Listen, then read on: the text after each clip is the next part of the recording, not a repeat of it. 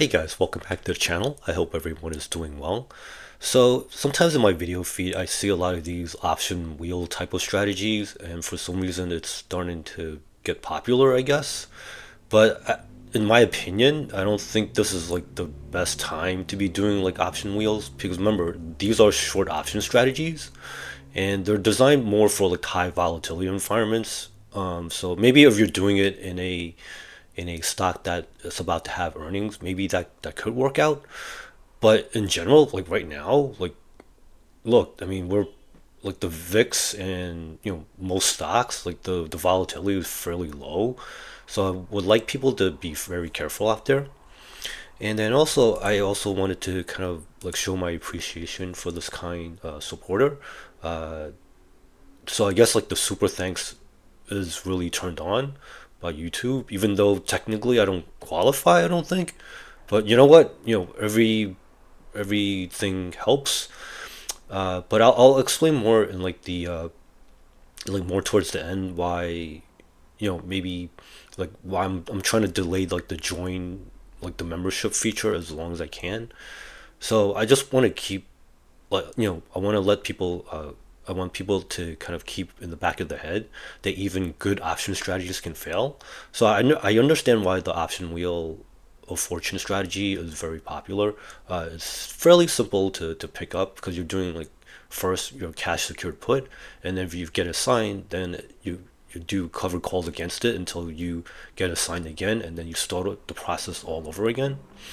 But sometimes I see, in certain like Reddit forums that, the cocky theta gangs they can get robbed. People think they can like just like take money out of the out of the markets, but sometimes like the markets catch up to you. So just be careful out there. Now, some people might say, "Oh, but Panda, you made money on this trade," but that's not the correct mentality that you want to have going to the markets. I think people are better off being more cautious rather than thinking that, oh, it's easy money. Let me just like eat a whole bunch of like option contracts and everything will work out. And that's a bad mentality to have. I think it's sloppy, wishful trader thinking. So like this particular trade reminds me of like some of the interactions I used to have with a old Wall Street boss, and this was kind of like when I was still like new to the business. And man, if my boss caught me doing like this type of trade, oh, he would have like ripped me a new one. And I'll explain later, in the slides below. The reason for this is generally speaking, option wheels like cash secured puts, they could potentially set you up for a lousy risk reward profile. So let's just continue. So this is also good in that it's kind of like a public humiliation, in a sense, like showing this type of trade, even though it's like embarrassing. I think in a way it'll help me make me get back to like my old self, where I'm like I was trading more proficiently before I started like dabbling around with like YouTube, and wasting my own time. Uh, like the first thing to note is that Oracle has a skimpy dividend. Normally for like traditional option wheels, you want to try to do this on dividend paying stocks that have relatively mild price movements, and you only want to try to do them like around the earnings season. This way, you can kind of get the best of both worlds. You want to sell high volatility, and if you get assigned, then you kind of have like some like better peace of mind with dividend paying stocks like when it returns back to like a low volatility environment.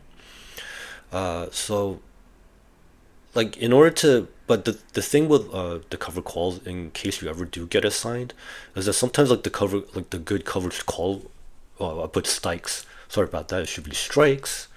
Let me save that. Is some that sometimes like in a low volatility environment, like the good what you think are good cover call strikes will be too far away, and also like the option premium is going to be kind of skimpy. So unfortunately, this trade was a clown show for me. It took about 6 months to fully resolve. So there's a lot of opportunity cost that unfortunately I'm not gonna be able to get back just because like this trade took so long.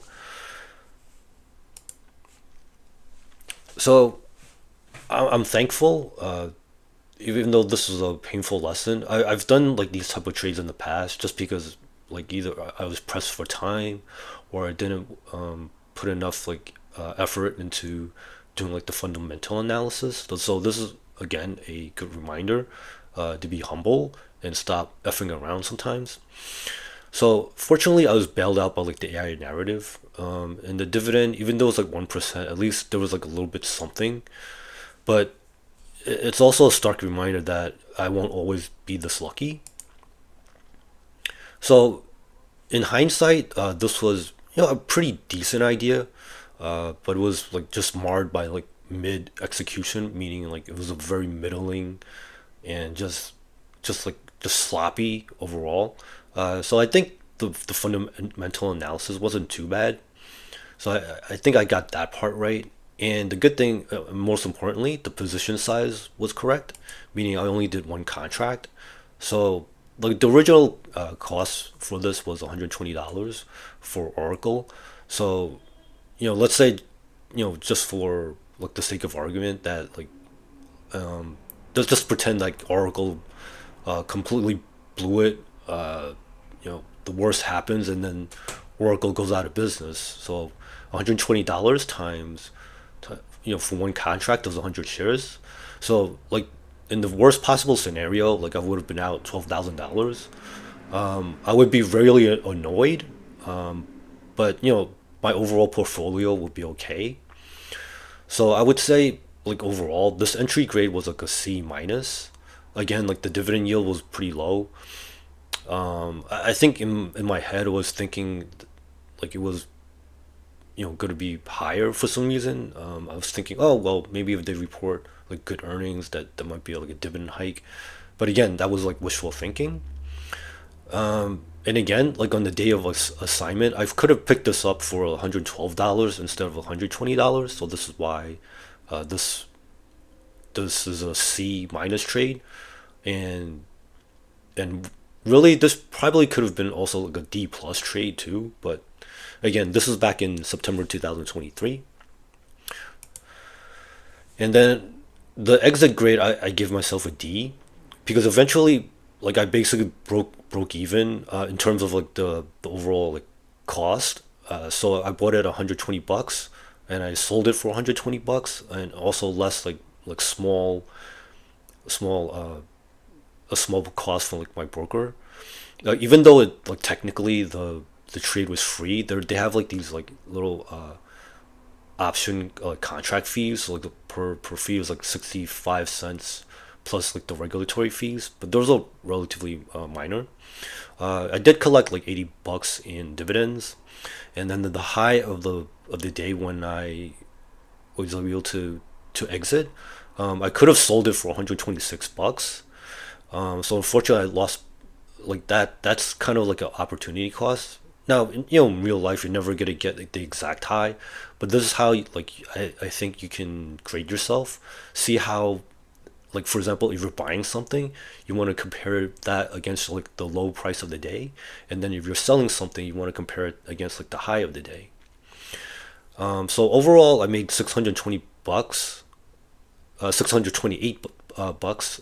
So divide that by 12,000, and that gives me 5.2% over 6 months. So 10.4% annualized.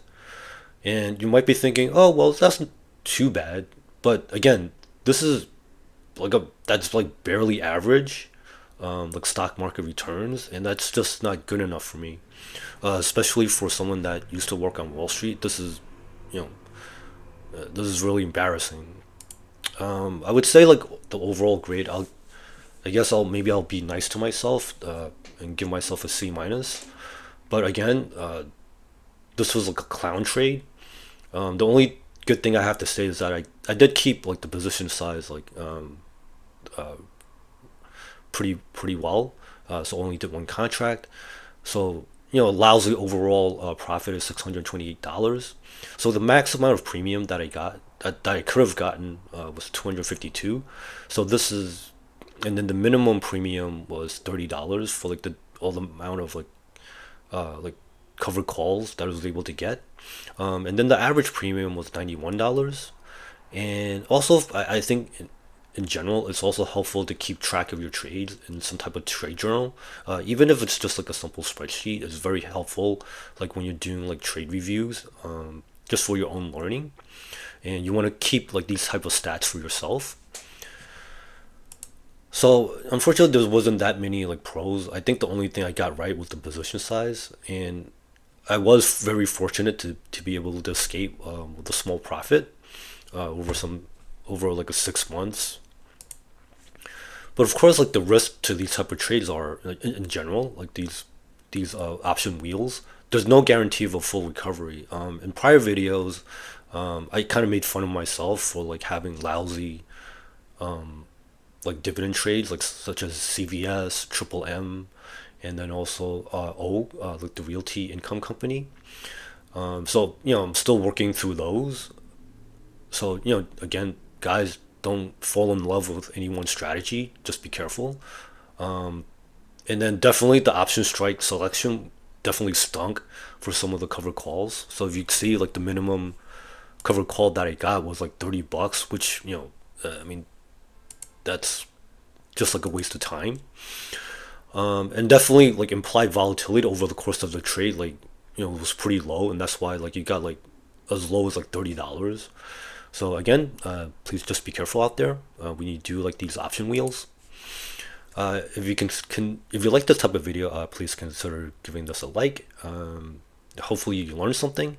All subscriptions are welcome, and I'm trying to delay like the join like the membership feature as long as I can. Yeah, I am aware that obviously some of you are on the younger side, and some of you are on a tight budget, and I do hope that people make good money out there, and I'd rather that you put that money to good use in like your own retirement planning. I do want money, but I would prefer it to be coming from YouTube. I do appreciate like the super thanks though, so if you can, uh, those are definitely greatly appreciated. But again, my goal is to make money from off of YouTube and not like my subscribers. So that's why I'm trying to, even at my own expense, like I want to kind of like delay like the join features as long as I can. And, I mentioned in previous videos like I'm trying to grow the channel, but not at like my subscribers expense. So if you can try to keep the channel free, we greatly appreciate it. So thank you for watching as always, and I hope you have a great one. Please make some good money out there. Bye now.